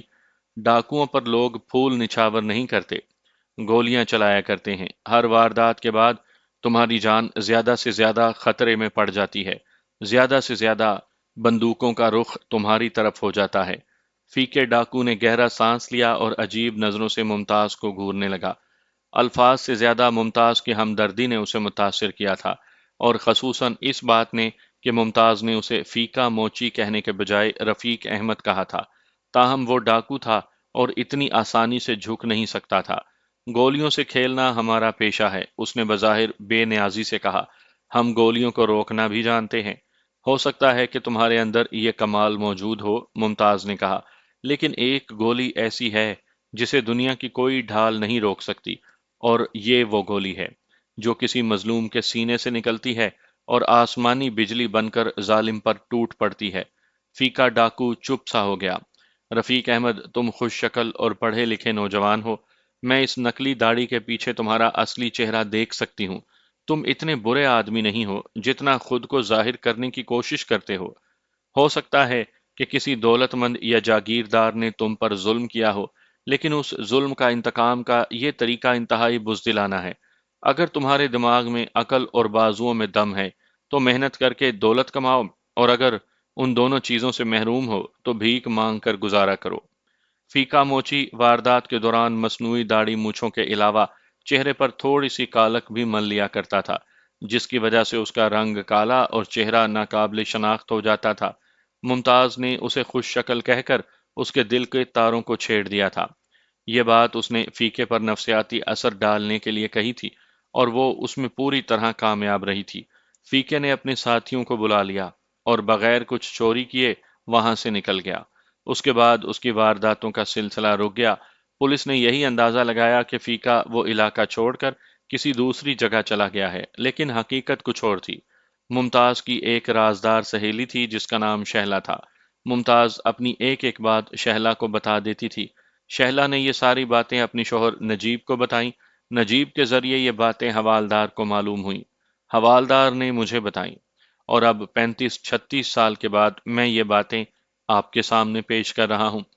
فیکے موچی کی پراسرار روپوشی کے چند ہفتے کے بعد ممتاز کو ایک روز رکا ملا۔ رکا لانے والی ایک 7-8 سالہ بچی تھی جس کا نام ہم روبی فرض کر لیتے ہیں۔ وہ ممتاز کے پڑوس میں رہتی تھی اور اکثر و بیشتر ان کے گھر آتی جاتی تھی۔ رکا وہ ایک کتاب میں رکھ کر لائی تھی اور بڑی رازداری سے ممتاز کو دیا تھا۔ ممتاز نے وہ رکا پڑھا تو اس کے چہرے پر سرخی دوڑ گئی۔ اس میں لکھا تھا: آپ نہایت حسین، نہایت ذہین اور اعلیٰ کردار کی مالک ایک قابل پرستش خاتون ہیں۔ میں نے جب سے آپ کو دیکھا ہے میرا دل میرے اختیار میں نہیں رہا۔ ہر وقت آپ کا تصور مجھے بے چین رکھتا ہے۔ میری ایک چھوٹی سی خواہش پوری کر دیں۔ آپ کے گھر کی جو کھڑکی مغرب کی طرف کھلتی ہے، آج دوپہر کو ٹھیک 2 بجے چند منٹ کے لیے اس میں کھڑی ہو جائیں۔ آپ کو دیکھ کر آپ کے اس خاموش پرستار کو کچھ چین آ جائے گا۔ اگر آپ نہ آئیں تو مجھے بہت دکھ ہوگا۔ رکے کا مضمون ظاہر کرتا تھا کہ لکھنے والا کوئی معقول اور مہذب شخص تھا۔ رکا پڑھ کر ممتاز کو غصہ بھی آیا اور اچھا بھی لگا۔ اس نے روبی سے پوچھا کہ وہ رکا اس نے کس نے دیا تھا؟ محسن چچا نے دیا ہے، روبی نے سادگی سے جواب دیا۔ انہوں نے کہا تھا کہ ممتاز باجی کے علاوہ کسی کو نہیں بتانا۔ اچھا، تو یہ تمہارے چچا کی کارستانی ہے؟ ممتاز نے کہا۔ اور حضرت کا نام محسن ہے؟ کیا یہ تمہارے گھر میں رہتے ہیں؟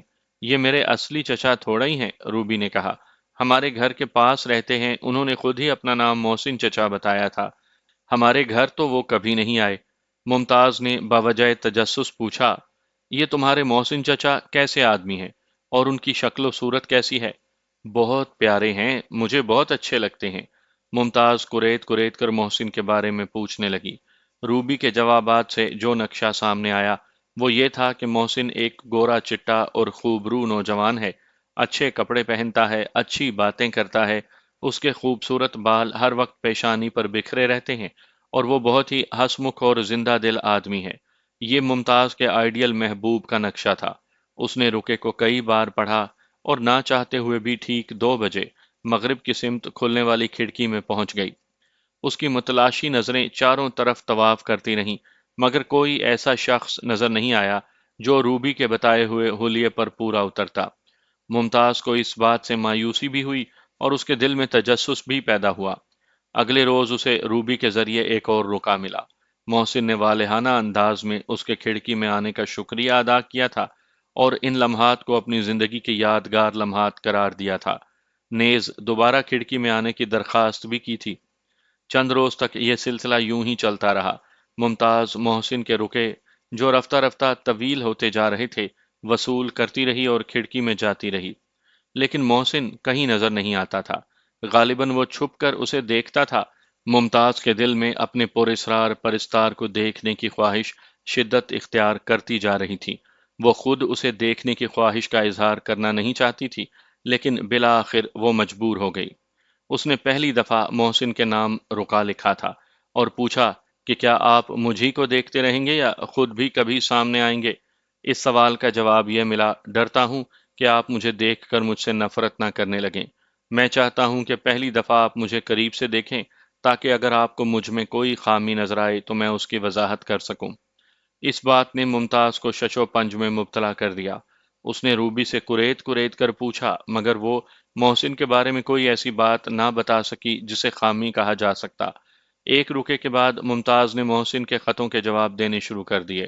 اس نے محسن سے تصویر مانگی، مگر جواب انکار میں ملا۔ محسن روبرو پیش ہونا چاہتا تھا۔ خط و کتابت نے دونوں کو خاصا قریب کر دیا تھا۔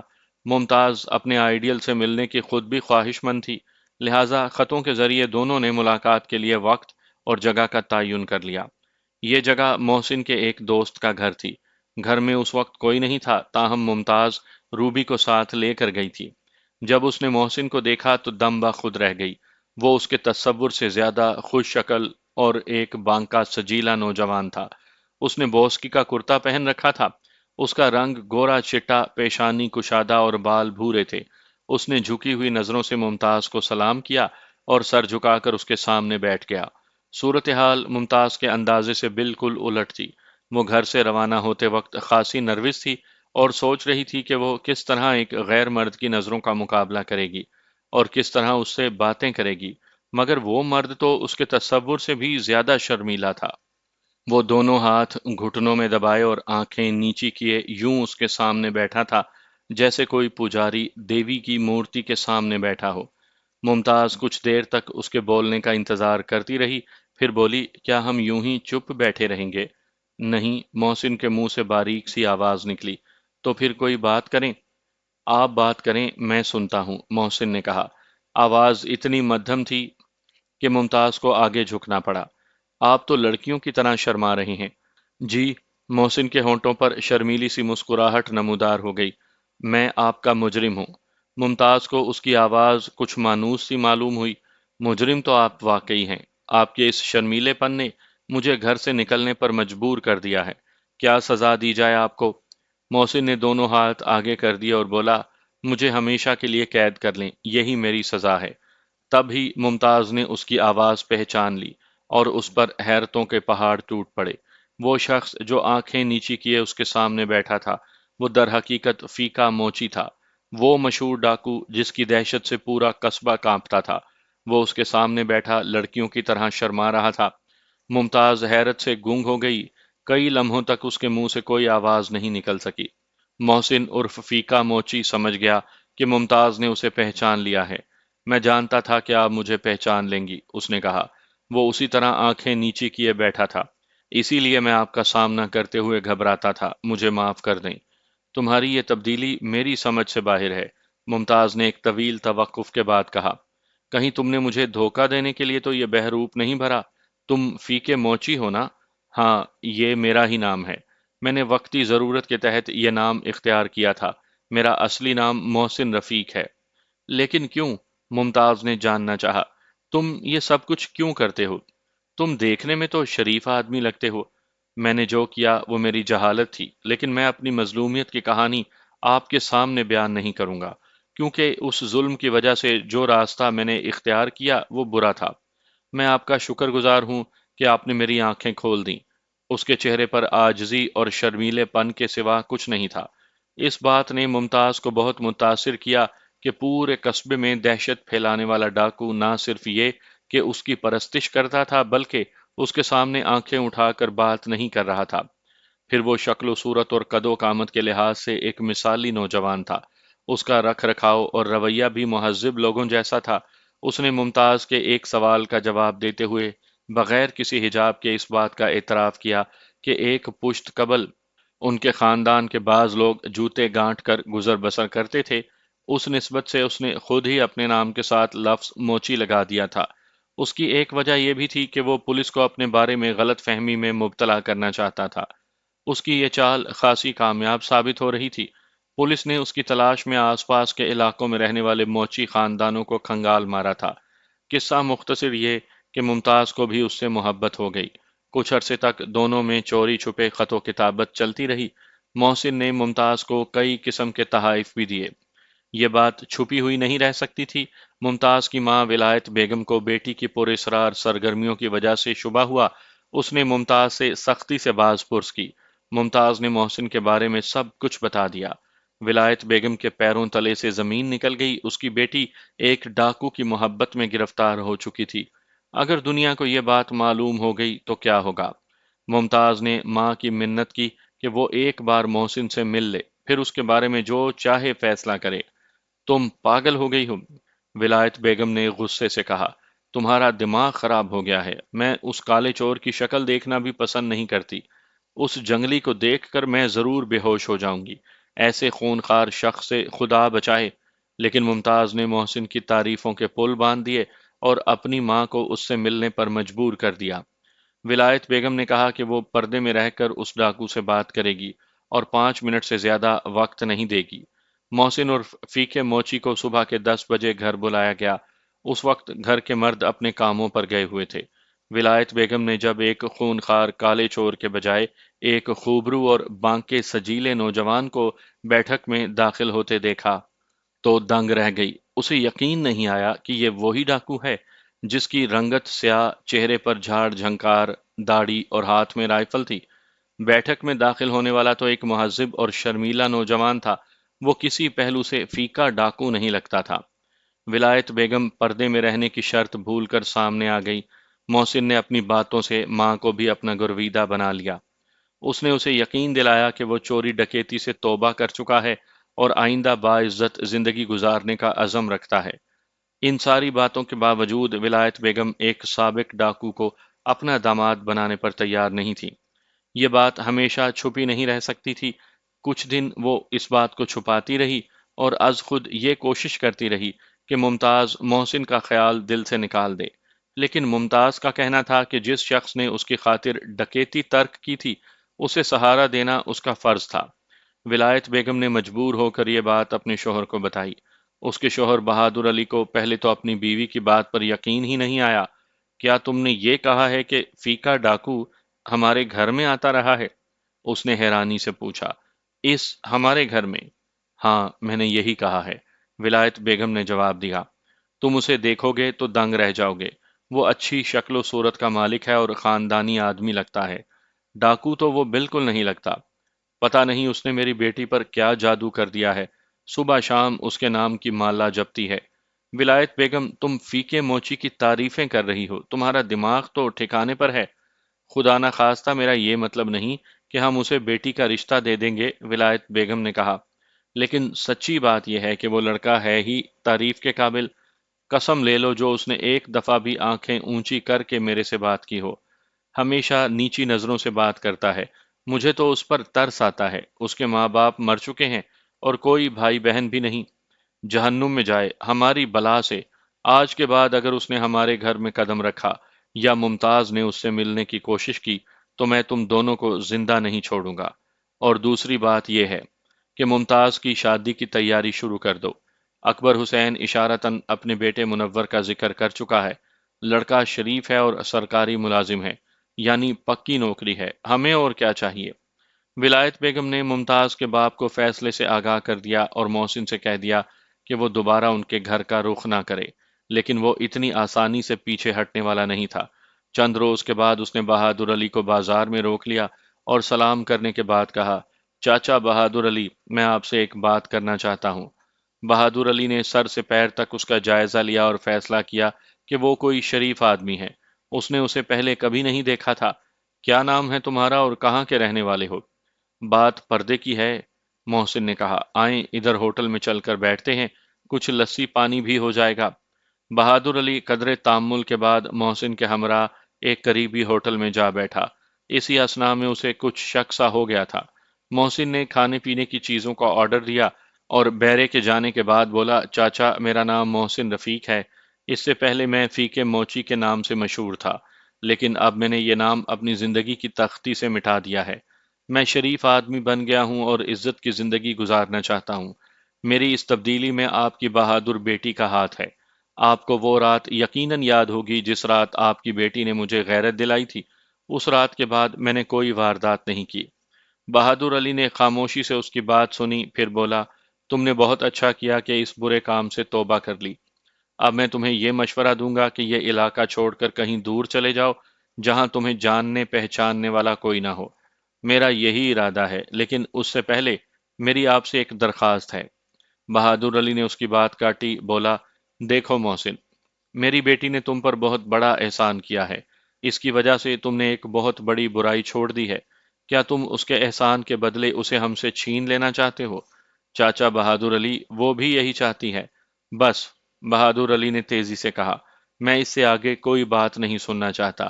لڑکیاں اس معاملے میں نادان ہوتی ہیں، اسی لیے خدا نے انہیں از خود اپنی زندگی کا فیصلہ کرنے کی اجازت نہیں دی۔ یہ ہماری شرافت ہے کہ ہم نے تمہیں پولیس کے حوالے نہیں کیا۔ محسن مسکرایا اور سرد نظروں سے بہادر علی کو گھورنے لگا۔ یہ نظریں ان نظروں سے بہت مختلف تھیں جنہیں ممتاز اور اس کی ماں جانتی تھی۔ بہادر علی کو وہ نظریں بہت خوفناک معلوم ہوئیں۔ محسن نے بہادر علی کی کلائی پکڑ لی اور بظاہر نرم لہجے میں بولا، چاچا، فیکے موچی پر پولیس ہاتھ نہیں ڈال سکتی۔ اگر یقین نہ آئے تو آؤ ابھی تھانے چلتے ہیں۔ میں کچھ نہیں بولوں گا، آپ پولیس کو جو چاہے کہانی سنائیں، لیکن یہ بات میں ابھی آپ کو بتا دیتا ہوں کہ ان ہاتھوں کے لیے ابھی کوئی ہتھ کڑی نہیں بنی۔ بہادر علی نے محسوس کیا کہ اس نرم گفتار نوجوان کی گرفت لوہے کی طرح مضبوط ہے اور اس کی آنکھیں کسی شیر کی آنکھوں کی طرح سرد اور خوفناک ہیں۔ وہ گھبراہٹ محسوس کرنے لگا۔ دیکھو برخوردار، رشتے اس طرح طے نہیں ہوا کرتے۔ اس معاملے میں میں واقعی اناڑی ہوں، محسن نے کہا۔ آپ میرے بزرگ ہیں، آپ ہی طریقہ بتا دیں۔ دراصل بات یہ ہے کہ میں زبان دے چکا ہوں۔ کوئی فیصلہ کرنے سے پہلے اپنی بیٹی سے ضرور پوچھ لیں، وہ میرے حق میں فیصلہ کر چکی ہے۔ بہادر علی نے دل میں کہا، میں ایک موچی اور ڈاکو سے بیٹی بیانے کے بجائے اسے قتل کر دینا زیادہ بہتر سمجھوں گا۔ میں اپنی بیٹی کو تم سے زیادہ جانتا ہوں، وہ اٹھتے ہوئے بولا۔ اس نے آج تک میری نافرمانی نہیں کی۔ وہ اس شخص کو قبول کرے گی جسے میں پسند کروں گا۔ بات ختم کرتے ہی وہ رخصت ہو گیا۔ اس کے چند ہفتوں کے بعد اس نے ممتاز کو بیاہ کر رخصت کر دیا۔ محسن نے اس اعتبار سے شرافت کا ثبوت دیا کہ شادی میں کوئی رکاوٹ نہیں ڈالی۔ حوالدار کی زبانی یہ کہانی سننے کے بعد میں اس نتیجے پر پہنچا کہ اس دوہرے قتل میں محسن رفیق عرف فیکے موچی کا ہاتھ ہے۔ میں نے اندازہ لگایا کہ شبیر علی کے گھر کود کر جانے والا شخص محسن ہی تھا، اور غالب خیال یہی تھا کہ وہ شبیر علی کے گھر میں مقیم تھا اور وہیں سے منور حسین کے گھر میں جا گھسا تھا۔ میں نے چند آدمی ساتھ لیے اور شبیر علی کے گھر جا پہنچا۔ دستک کے جواب میں اس دفعہ بھی شبیر علی کی بہن فاطمہ نے دروازہ کھولا۔ لو جی، حد ہو گئی، اس نے مجھ پر نظر پڑتے ہی کہا۔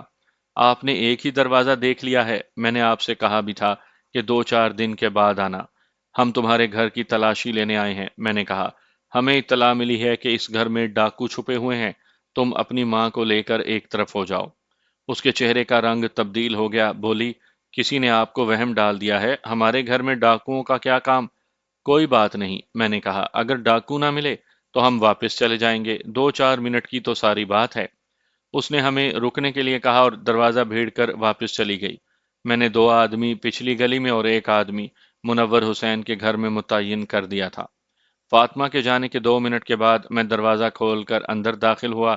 سامنے چھوٹا سا کچا صحن تھا، آگے 3-4 کمرے بنے ہوئے تھے۔ میں حوالدار کے ہمراہ کمرے کے دروازے کے قریب جا پہنچا۔ اندر سے کسی مرد کے بولنے کی آواز آ رہی تھی، فیکے موچی، باہر آ جاؤ۔ حوالدار نے زور سے آواز لگائی، ہم مکان کو گھیرے میں لے چکے ہیں، خالی ہاتھ باہر آ جاؤ۔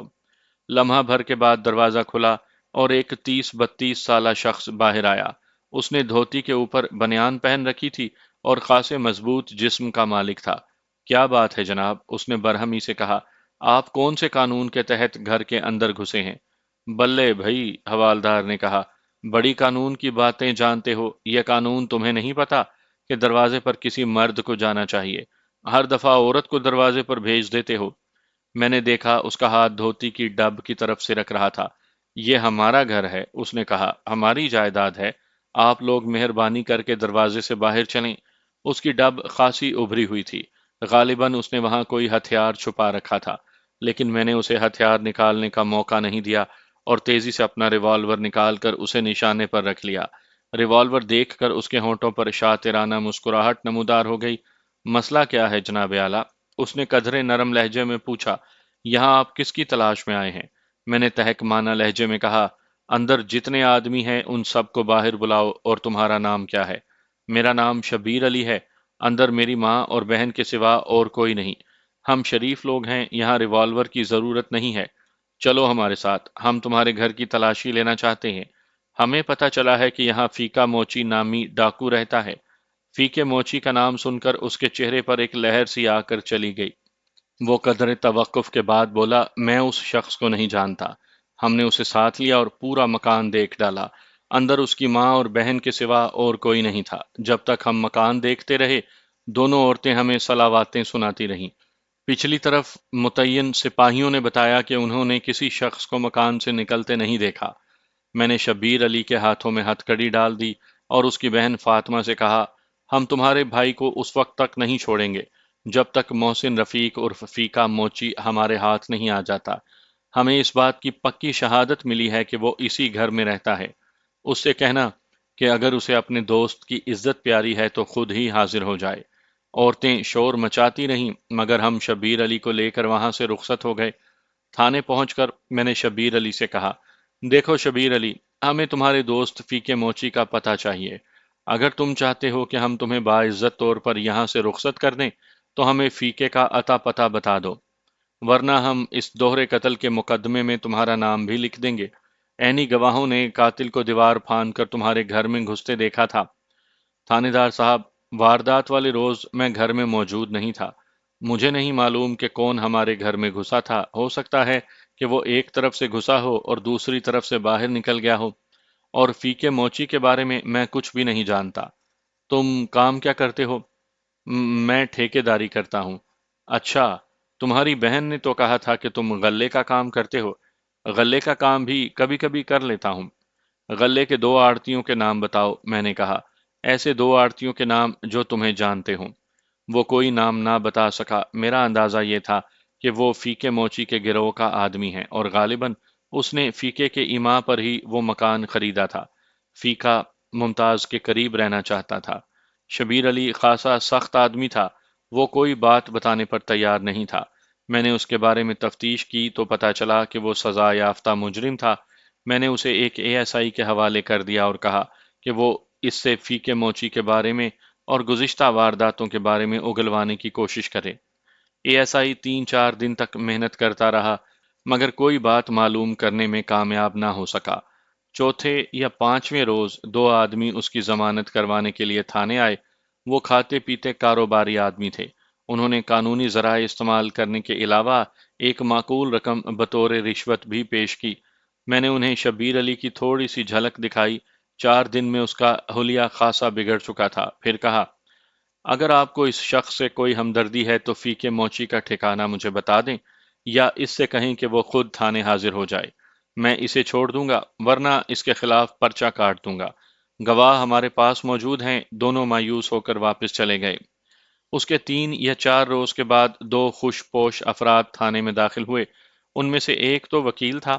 اس نے وکیلوں والا سیاہ کوٹ پہن رکھا تھا اور بال اس کے جزوی طور پر سفید تھے۔ میں اس کے بارے میں تھوڑا سا جانتا تھا۔ وہ خاصا تجربہ کار کرمنل وکیل تھا۔ اس کا ساتھی ایک خوش شکل نوجوان تھا۔ اس نے شارک سکن کا سوٹ اور فلیٹ ہیٹ پہن رکھا تھا۔ دونوں ہیڈ کلرک کی رہنمائی میں میرے کمرے میں داخل ہوئے۔ وکیل نے اپنا تعارف کروانے کے بعد کہا، ملک صاحب، آپ نے شبیر علی نامی ایک بے گناہ شخص کو حوالات میں بند کر رکھا ہے۔ میں اس کا وکیل ہوں اور اس سے ملنا چاہتا ہوں۔ وکیل صاحب، جس شخص کو آپ بے گناہ قرار دے رہے ہیں وہ سزا یافتہ اور عادی مجرم ہے۔ ہم نے اس کا پچھلا اعمال نامہ منگوا لیا ہے۔ اسے ہم نے عینی گواہوں کے بیانات کی روشنی میں گرفتار کیا ہے۔ پولیس کے لیے عینی گواہوں کا حصول کوئی مشکل کام نہیں ہے۔ کیا مجھے اس سے ملنے کی اجازت ہے؟ میں نے ہیڈ کلرک سے کہا کہ وکیل صاحب کی شبیر علی سے ملاقات کروا دے۔ وکیل نے اپنے ساتھی کی طرف دیکھا۔ آپ شبیر علی سے ملائیں؟ نوجوان نے کہا۔ میں ملک صاحب سے دو چار باتیں کرنا چاہتا ہوں۔ ہاں، وہ کاغذ مجھے دے دیں۔ وکیل نے ایک کاغذ نکال کر خوش پوش نوجوان کو دے دیا اور اٹھ کر ہیڈ کلرک کے ہمراہ کمرے سے نکل گیا۔ خوش پوش نوجوان نے دونوں بازو میز پر ٹکائے اور خفیف سی مسکراہٹ سے میری طرف دیکھتے ہوئے بولا، خادم کو محسن رفیق کہتے ہیں۔ مجھے پتا چلا تھا کہ آپ مجھ سے ملنا چاہتے ہیں، اس لیے حاضر ہو گیا۔ اس کے چہرے پر بے خوفی پائی جاتی تھی۔ میں نے اس کے رکھ رکھاؤ کا جائزہ لیتے ہوئے کہا، تو تم ہو فی کے ڈاکو؟ نو سر، محسن رفیق۔ اس نے بدستور مسکراتے ہوئے تصحیح کی۔ میرے میٹرک کے سرٹیفکیٹ میں یہی نام لکھا ہے۔ میں فی کے ڈاکو کو نہیں جانتا۔ میں نے گھنٹی بجا کر حوالدار کو اندر بلایا اور کہا، یہ فی کا ڈاکو ہے، اسے مہمان خانے میں لے جاؤ۔ ایک رات کی مہمانی کے بعد اس کو اپنا اصلی نام یاد آ جائے گا۔ حوالدار نے حیرت سے اس کی طرف دیکھا۔ وہ اس کے سوٹ اور فلیٹ ہیٹ سے خاصا مروب ہو گیا تھا۔ یہ فی کا ڈاکو ہے جی؟ اس نے حیرانی سے پوچھا۔ محسن نے ایک کاغذ میری طرف بڑھایا اور بولا، یہ ضمانت قبل از گرفتاری کا کاغذ ہے۔ مجھے پہلے ہی اندیشہ تھا کہ غلط فہمی ہو سکتی ہے۔ وہ پورا بندوبست کر کے تھانے آیا تھا۔ میں نے کہا، برخوردار، ضمانت منسوخ بھی ہو سکتی ہے۔ میرے پاس آدھی درجن سے اوپر ایسے گواہ موجود ہیں جو تمہیں فی کے ڈاکو کی حیثیت سے شناخت کر سکتے ہیں۔ اس کی خود اعتمادی میں کوئی فرق نہیں آیا تھا۔ وہ چند لمحوں تک متبسم نظروں سے میری طرف دیکھتا رہا، پھر بولا، ملک صاحب، فی کا ڈاکو مر چکا ہے، محسن رفیق زندہ ہے۔ کیا آپ محسن رفیق کو مار کر فی کے ڈاکو کو دوبارہ زندہ کرنا چاہتے ہیں؟ وہ بڑی گہری بات کہہ گیا تھا۔ میں نے جواب دیا، میں فی کے ڈاکو کو زندہ نہیں کرنا چاہتا، میں اس بدبخت کو گرفتار کرنا چاہتا ہوں جس نے محبت کے نام پر اپنی محسنہ کو قتل کر دیا۔ نہیں، وہ قاتل زندہ نہیں ہے، اس نے کہا۔ اسے اس کے جرم کی سزا مل چکی ہے۔ میں تمہارا مطلب نہیں سمجھا۔ پہلے میری ایک بات کا جواب دیں، اس نے کہا۔ فرض کریں ایک شخص ایک مہلک ہتھیار سے آپ کی نظروں کے سامنے ایک کمزور عورت پر قاتلانہ حملہ کرتا ہے۔ آپ اس عورت کو بچانے کے لیے حملہ آور پر وار کرتے ہیں۔ وہ وار مہلک ثابت ہوتا ہے اور حملہ آور دم توڑ دیتا ہے۔ کیا قانونی نقطۂ نظر سے آپ کا یہ فعل جرم کہلائے گا؟ ایسی صورت میں یہ فعل جرم نہیں کہلائے گا، میں نے کہا۔ لیکن اس مثال سے تم ثابت کیا کرنا چاہتے ہو؟ میں آپ کو فی کے ڈاکو کی چھوٹی سی کہانی سنانا چاہتا ہوں، بشرط یہ کہ آپ مجھے فی کا ڈاکو بنانے کی کوشش نہ کریں۔ دھمکی دے رہے ہو؟ اس نے عاجزانہ انداز میں ہاتھ جوڑے، بولا، آپ کا نوکر ہوں جناب، دھمکی کیسے دے سکتا ہوں؟ آپ نے فی کے ڈاکو کا نام ہی سنا ہے، کبھی اس کو دیکھا نہیں، نہ ہی کبھی وہ پکڑا گیا ہے۔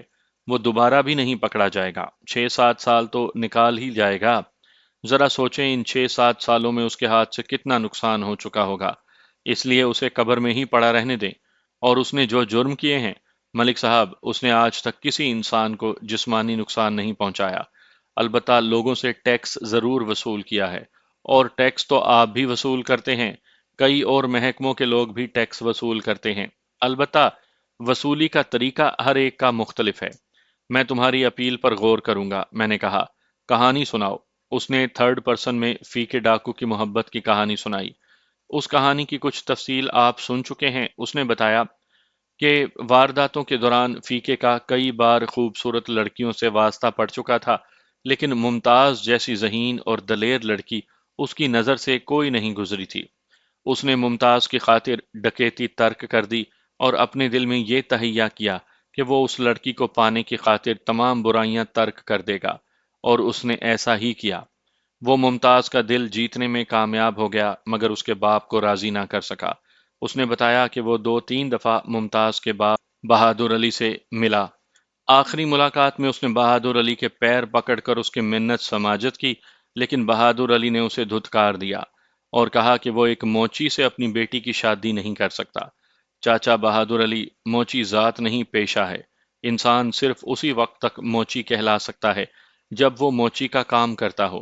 محسن نے اسے سمجھانے کی کوشش کی، میں موچی نہیں ہوں، ہمارے دادا پردادا میں سے کوئی موچیوں کا کام کرتا تھا۔ میں پڑھا لکھا آدمی ہوں، عزت سے روزی کما سکتا ہوں۔ بہادر علی پر اس کی منت سماجت کا کوئی اثر نہیں ہوا۔ فیکا اگر چاہتا تو ڈاکو بن کر بہادر علی کو جھکنے پر مجبور کر سکتا تھا، لیکن اس نے ممتاز کی وجہ سے کوئی سخت رویہ اختیار نہیں کیا تھا۔ وہ محبت سے اسے اپنانا چاہتا تھا۔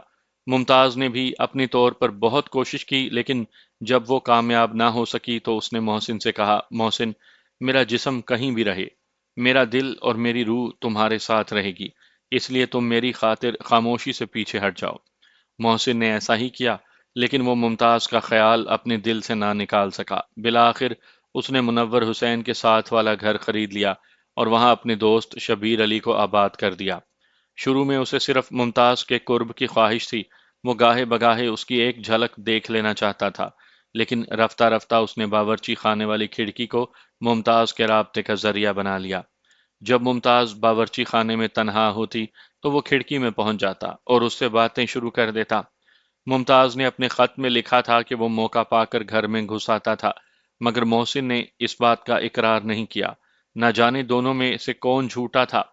وقوعہ والے روز ممتاز باورچی خانے میں ٹھہر کر منظور کا انتظار کر رہی تھی۔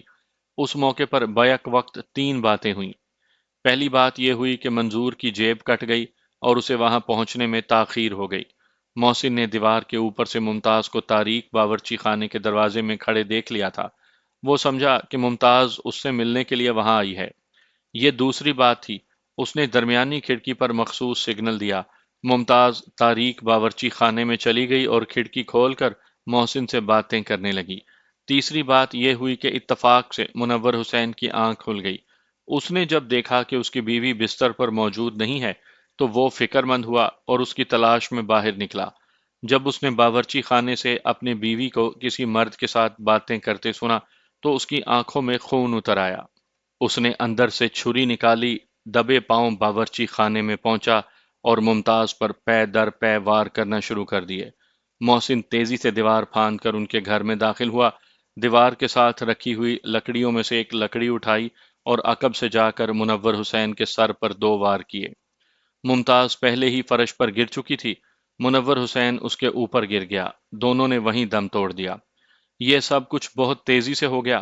ممتاز اپنی شوہر کے حملے سے ایسی خوفزدہ ہوئی کہ اس کے منہ سے آواز بھی نہ نکل سکی۔ یہی صورت منور حسین کے ساتھ پیش آئی، اس کے منہ سے بھی کوئی آواز نہیں نکلی تھی۔ اسی لمحے عقبی دروازے پر ہلکی سی دستک سنائی دی، یہ دستک منظور نے دی تھی۔ دستک کی آواز سن کر محسن باورچی خانے کے تاریک گوشے میں چھپ کر کھڑا ہو گیا۔ تھوڑی دیر کے بعد منظور اندر آیا اور لاشوں کو دیکھ کر گھبرا گیا۔ محسن نے اچانک ایک خیال کے تحت پکڑو پکڑو کا شور مچا دیا۔ منظور بدحواس ہو گیا اور سامنے والے دروازے کی طرف بھاگا۔ اس کے بعد جو کچھ ہوا وہ آپ پہلے ہی سن چکے ہیں۔ محسن نے بات ختم کرنے کے بعد کہا، ملک صاحب، میں نے کسی کو قتل نہیں کیا، میں مقتولہ کی مدد کرنا چاہتا تھا۔ جوش کی وجہ سے میں چوٹ کی شدت کا اندازہ نہیں لگا سکا۔ جو کچھ ہوا اس پر مجھے افسوس ہے۔ میں نے اسی وقت منظور اور شبیر علی کو اپنے کمرے میں بلایا اور کہا، تم دونوں آزاد ہو، اور اگر تم لوگوں کی گواہی کی ضرورت پڑی تو بعد میں بلا لیں گے۔ منظور نے ہاتھ اٹھا کر سلام کیا اور جلدی سے باہر نکل گیا۔ اچانک مجھے ایک بات یاد آئی، میں نے حوالدار کو اس کے پیچھے دوڑایا اور کہا کہ اسے واپس بلائے۔ 2 منٹ کے بعد حوالدار اسے بازو سے پکڑ کر کمرے میں لے آیا۔ وہ بیچارہ ایک بار پھر حواس باختہ نظر آنے لگا۔ میں نے محسن سے کہا، اپنا بٹوا نکالو اور اس نوجوان کو 50 روپے دے دو، اس نے تمہاری وجہ سے بہت تکلیف اٹھائی ہے۔ محسن نے بلا تعامل 50 روپے نکال کر منظور کی طرف بڑھائے۔ منظور متذبذب نظر آنے لگا۔ رکھ لو، میں نے کہا، بغیر ٹکٹ سفر کرو گے تو پکڑے جاؤ گے۔ اس نے پیسے لے لیے اور شکریہ ادا کرتے ہوئے کمرے سے نکل گیا۔ ہمیں بھی اجازت دیں، محسن کے وکیل نے کہا، اب ہمارا یہاں کیا کام؟ محسن نے کہا، میرا خیال ہے کہ قتل کیس کے سلسلے میں ملک صاحب کو ہماری گواہی کی ضرورت ہوگی۔ میرے اختیار میں دونوں باتیں تھیں، میں اسے ملزم بھی بنا سکتا تھا اور گواہ بھی، لیکن اغلب یہی تھا کہ اس کا بیان درست تھا۔ کم از کم اس حد تک تو ضرور درست تھا کہ اس نے ممتاز کو قتل نہیں کیا تھا۔ لاشوں کی پوزیشن بھی یہی ظاہر کرتی تھی کہ ممتاز کو اس کے شوہر نے قتل کیا تھا، لیکن محسن کا یہ بیان کہ وہ کھڑکی کی دوسری جانب سے ممتاز کے ساتھ باتیں کر رہا تھا مشکوک معلوم ہوتا تھا۔ ہو سکتا ہے کہ وہ باورچی خانے کے اندر موجود رہا ہو اور منور حسین کی آہٹ پا کر دوسرے دروازے سے باہر نکل گیا ہو۔ اس کی یہ بات بھی درست معلوم ہوتی تھی کہ اس نے ممتاز کو بچانے کے لیے منور حسین پر وار کیے تھے۔ ان شواہد کی روشنی میں اس پر قتل کا کیس نہیں بنتا تھا۔ تو تم اس کیس میں گواہ بننا چاہتے ہو؟ میں نے طویل توقف کے بعد کہا۔ ملزم نہیں بنو گے، اختیار آپ کے ہاتھوں میں ہے، اس نے کہا۔ میں نے تو فقط مشورہ دیا ہے۔ گواہی کی صورت میں میں اپنے اور ممتاز کے گزشتہ تعلقات کا ذکر کرنا پسند نہیں کروں گا۔ میرا بیان صرف یہ ہوگا کہ میں ایک عورت کی چیخیں سن کر گھر میں گھسا تھا۔ میں نے دیکھا کہ ایک مرد خنجر سے عورت پر وار کر رہا ہے۔ میں اس شخص کو اس فعل سے روکنا چاہتا تھا، لہٰذا میں نے قریب پڑی ہوئی لکڑی اٹھا کر اس کے سر پر وار کر دیا۔ اور حقیقت بھی یہی ہے، وکیل نے کہا۔ میرے موکل نے ارادہ قتل سے نہیں، ایک مظلوم عورت کی مدد کی نیت سے لکڑی گھمائی تھی۔ آپ جیسا چاہیں کیس بنا لیں، عدالت بہرحال میرے موکل کو بری کر دے گی۔ مجھے یاد آیا کہ ممتاز نے اپنے خط میں محسن کا اچھے الفاظ میں ذکر نہیں کیا تھا، حالانکہ محسن کے بیان سے یہ ظاہر ہوتا تھا کہ وہ محبت کی وجہ سے اس سے ملتی تھی۔ واضح طور پر وہ اس سے ملتی بھی تھی اور اپنی شوہر سے ڈرتی بھی تھی۔ غالباً منور حسین کو ان کی ملاقاتوں کے بارے میں شک ہو گیا تھا اور اس نے ممتاز کو سخت الفاظ میں وارننگ بھی دی تھی، ورنہ زیور اور نقدی میکے بھجوانے کا کوئی جواز نہیں تھا۔ میں چاہتا تو محسن رفیق اور فیکے ڈاکو کو قتل کے ملزم کی حیثیت سے عدالت میں پیش کر سکتا تھا، لیکن چونکہ وہ اپنے جرائم سے تائب ہو چکا تھا اور باعزت زندگی گزارنا چاہتا تھا، اس لیے میں نے اسے گواہ بنانا ہی مناسب سمجھا۔